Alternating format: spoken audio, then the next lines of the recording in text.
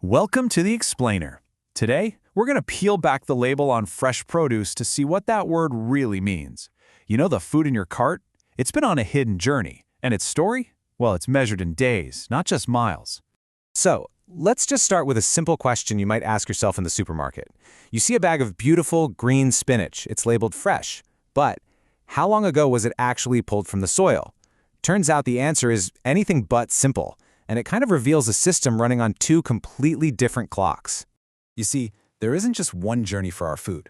There are two totally different timelines, and they're dictated by just one thing, where it comes from. And this isn't just about geography, it's about a huge difference in speed, logistics, and ultimately what ends up on your dinner plate.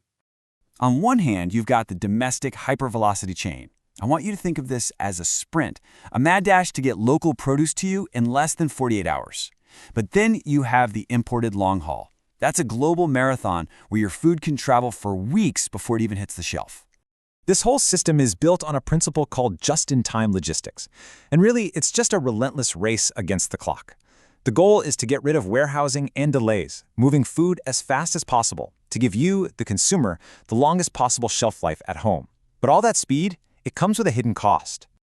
All right, so let's make this real. We're going to track the journeys of three really common items you'd find in any shopping cart. We're talking strawberries, spinach, and green beans, just to see these two timelines in action.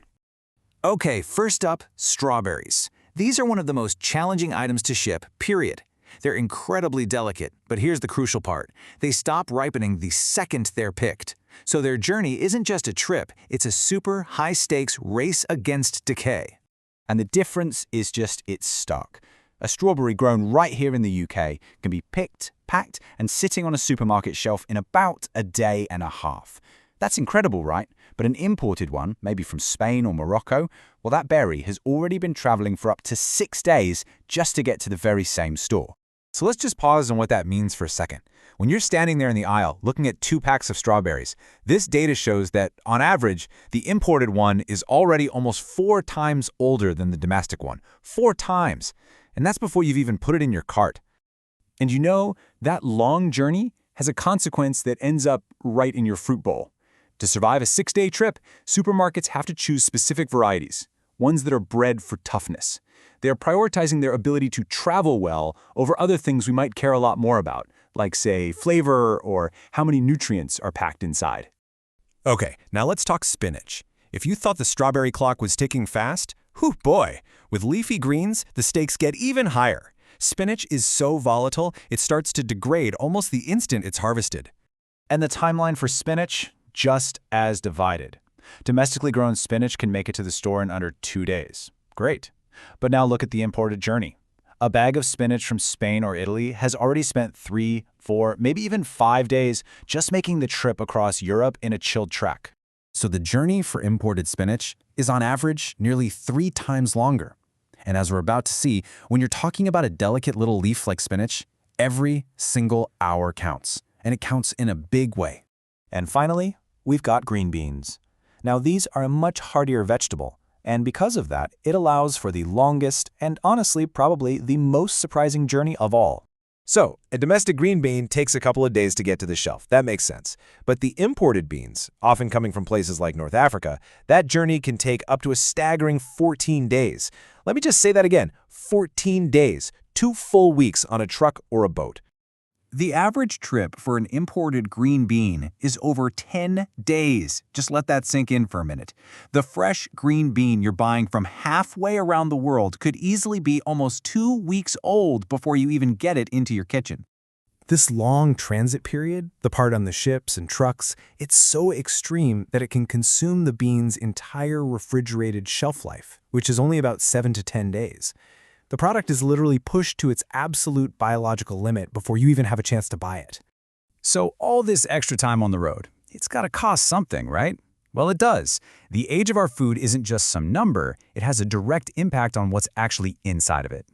And the biggest hidden cost is something called nutrient degradation.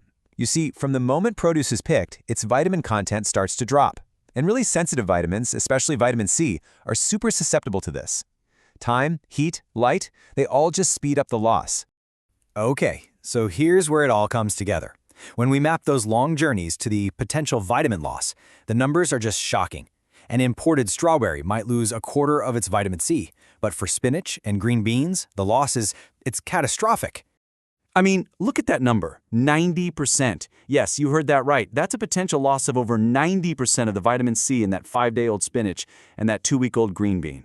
The very nutrients we buy them for, they can be almost entirely gone by the time they get to us. So how do we actually use this information the next time we're shopping? How do we navigate these hidden timelines? Well, the key takeaway here is to start looking at the country of origin label a little differently. It's not just a place on a map. It's really a measure of time. A longer journey means the food is older, and that means a greater percentage of its initial nutrients might have been lost along the way. Look, this explainer isn't meant to tell you what to choose. It's really about empowering you with the knowledge of that hidden journey your food takes so you can understand the full story behind that little word, fresh. So, we'll leave you with a final question for your next trip to the supermarket. The label tells you where your food was grown, but now that you understand the journey, what does it really tell you about what's left inside?